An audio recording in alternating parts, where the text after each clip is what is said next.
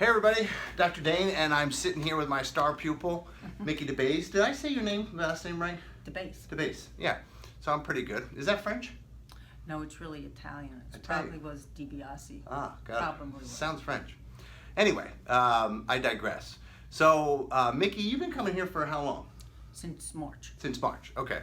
So it's been a while, and Miki is a really special case, but when she came in, she had something in her back that she didn't know, a compression fracture, and was having a lot of struggles at the time, I would say, right? Right. But tell everybody, I want everybody, before we kind of dig into the story, is tell everybody what you do and what you've done your whole career, because I think it's fascinating.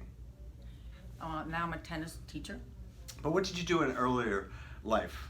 You want me to brag? Yes, I want you to brag. I was a hockey lacrosse player. I played for the United States in lacrosse. I went around the world with the United States touring team. And I played for the U.S. in field hockey. I played international competition. I was on the United States squad and reserve team. That's awesome. And you played in the Olympics? No, they didn't have it in the Olympics. Oh, now okay. they do. Okay, got it. So, so Miki was an athlete, right? And so Miki, now fast forward, you actually became a coach, right? You coached two sports? I've coached a lot of sports. And where did you coach? Swarthmore College, University of Pennsylvania, Temple University, University of Bridgeport, and then a couple high schools. So needless to say, you've coached a lot of sports, you've been involved in sports, so you come into the practice. When you came in, tell everybody what you were suffering with. What was the... I didn't know it at the time, but I had a compression fracture.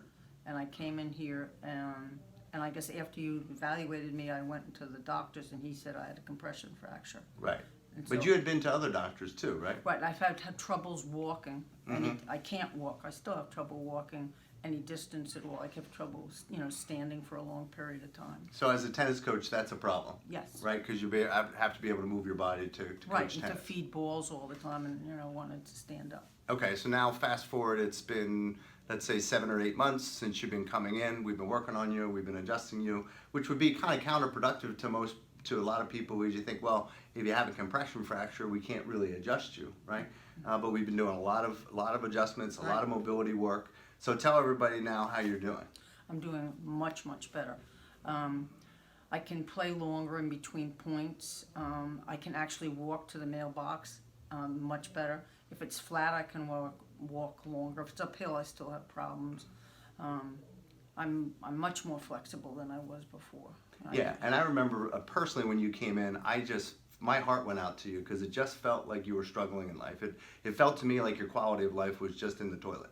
Right, because I am so physically active. This was very upsetting to me. Of course, and you're like me. You want to be able to have a not just a good life, but an active life. Right. I mean, I like to do kayaking and hiking. I can't hike yet, but I can do kayaking. I like to garden. Do you mind sharing with everybody how old you are?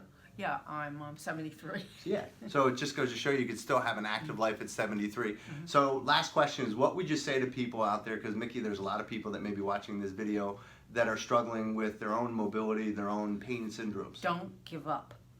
Don't give up. Don't give up, and do the exercise. I'm really good about doing the exercises. I do them every day, because it's really important to me to be able to be active. Right. So get your adjustments, do your exercises between adjustments, and then last thing, like I said, you live a very, very active life, which I love, and you're always asking me questions, which I love, because anybody who asks me questions, that's a person that cares to me. So what do you think you need to do going forward to be able to continue to maintain your progress? In other words, people come in here, they start feeling better, but then they forget what got them there. So, what are you going to do going forward to maintain what you've done?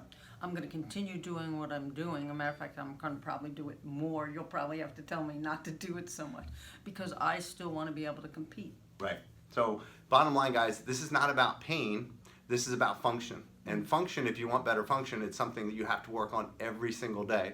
If I'm 48 years old, I'll be 49 this month. If I'm 48 and I need to do it every single day at 72, you're probably going to need to do it as well. Yeah, so, I will.